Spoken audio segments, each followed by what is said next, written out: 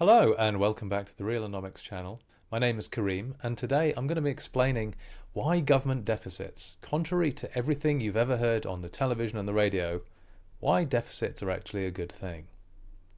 Now, we can think of the economy as two sectors. You've got the public sector, which is the government on one hand, and on the other hand you've got the private sector, which is all of the individuals like you and me, all the firms and businesses that we own or work for, all the commercial banks, everyone that isn't the government exists in the private sector.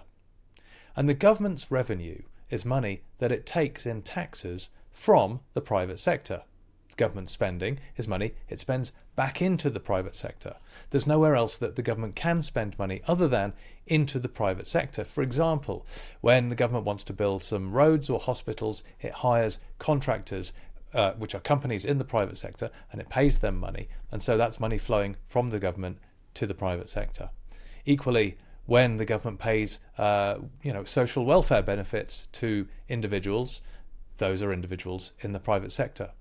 And government employees, when they receive their salaries, yes, as employees they work for the government, but as consumers, when they go out to spend their salaries on goods and services, they're very much private individuals. So again, government salaries are money that's flowing from the public sector into the private sector.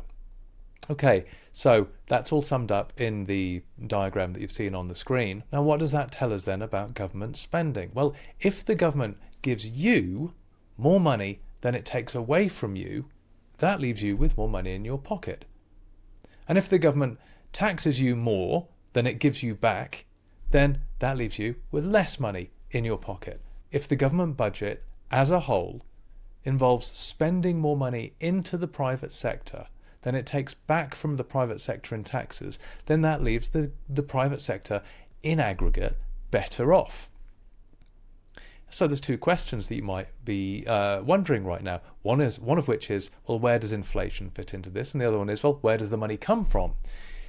So when the government is running a deficit, when it's spending more money than it's getting in taxes, there's two places that money can come from. The government can either go to the bond market and issue bonds. When the government does that, it's redirecting money from the financial markets into the real economy, into the private sector. The other way that the government can fund deficit spending is to simply print the money and spend that into the private sector. And so at that point, you'll definitely be wondering, well, hang on, doesn't that cause inflation?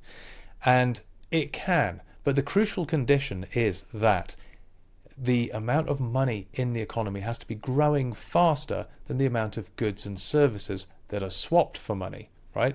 So you've got these two quantities. You've got the amount of goods and services, you've got the amount of money.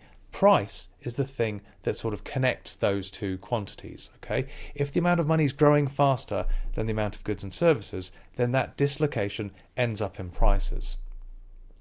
If, however, the economy can grow at a rate of 4%, which is to say that if all the firms in the economy can increase their output of goods and services each year by 4%, and if the government was to increase the amount of money in the economy by printing it and spending into the private sector at 4% a year, then you've got the amount of stuff that's traded for money growing at 4% and the amount of money that's growing at 4%. And so you'll get no inflation, but you will get GDP growth of 4%.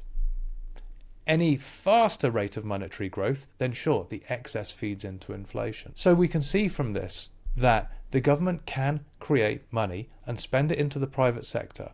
And as long as the private sector has the ability to absorb that money by increasing the amount of goods and services that are traded for money each year, then you can have growth and no inflation. Now, why don't economists get this? Why do they all go on TV and argue endlessly that the government has to learn to live within its means and that the government shouldn't run a deficit? Well, it's because they're taught at university something called rational expectations theory. And the argument of rational expectations theory is that government spending actually crowds out private spending. Now, think of it like this, right? If the government increases its spending by taking more money off the private sector, by raising taxes, then yes, in that circumstance, absolutely, an increase in government spending will be met by an equivalent reduction in the spending of the private sector. But that's not true for deficit spending, because if the government goes to the bond market and spends that money into the economy, why would consumers reduce their spending in reaction to that? They wouldn't. And if the government prints money and spends that into the private sector, why would consumers reduce their spending in reaction to that? They don't. But somehow economists are taught this idea that, let's say one day the government announces that they're going to give nurses an increase in pay. And so the private sector is expected to anticipate that at some point in the future, taxes are going to go up. And so the private sector reacts to that future increase in taxes by cutting their spending now. And that's how you get to maintain the crowding out claim. Except it's completely absurd, because nobody reduces their spending in reaction to a tax increase that hasn't happened yet.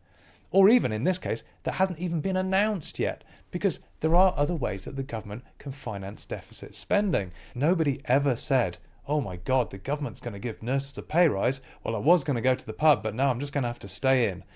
It doesn't happen. No economist has ever gone, oh, the government's going to increase nurses' salaries. Christ, I might not have to go to Tax Bucks and buy that overpriced coffee every morning. Right? It doesn't happen. It's never happened. It's a myth. But somehow economists are taught at university to think like that, and it's very difficult to shift a belief once it's instilled. The trouble is, it's a belief that's not based on any empirical experience of the real world. It is effectively just an ideology. There's no evidence ever been presented, and could ever be presented, because it doesn't happen, that consumers will cut their spending in reaction to the government announcing a pay increase for nurses. It's never happened, never will happen. So rational expectations theory is actually completely irrational. So now you understand that when money is flowing round the economy, from the government to the private sector and back to the government again, if the government spends more money into the private sector than it takes away from the private sector, then that leaves the private sector better off. And inflation is only a problem if the rate of money growth is faster than the rate of growth of goods and services, which are the things that are traded for money. And effectively, it's the trade in goods and services that absorbs the money. If you think of it like that, you won't go too far wrong. Thanks very much for listening. See you on the next one. Bye-bye.